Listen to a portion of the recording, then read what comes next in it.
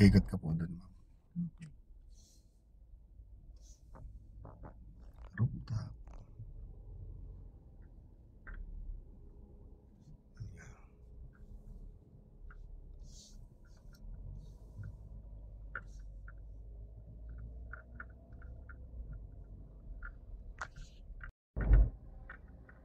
Yeah, sa tabi nito. Yeah, slow down ka muna. Okay, then kabig ka na dito. Napadikit ka masyado. Okay. Mga ganyan distance dapat. Okay. Todo. So safe na dyan. So dito yung kapartner, kailangan lumabas yung guhit na yun.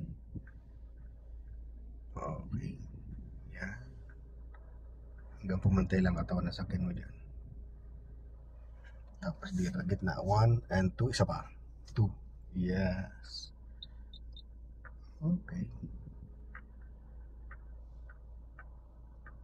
Okay.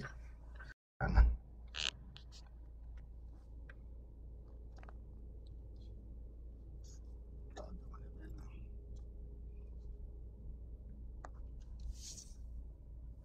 Sa may tiyanggan.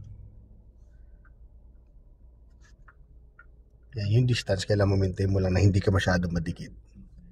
Okay, yan, ganyan. Yan. Okay. Tumatapat na yung side mirror. Okay, then todo na dyan. Hanggang maramdaman mo humilera na to. Kita mo siya dito.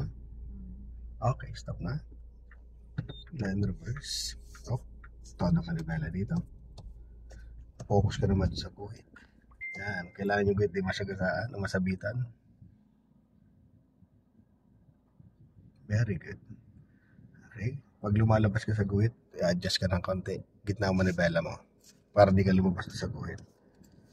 Okay. Then, kabi ka na ulit dito. Hanggang pumantay lang katawan sa sakyan mo sa guhit. Pantay na gitna manibela mo. 1, 2. Then, hanggang stopper. Okay, perfect. Iyo.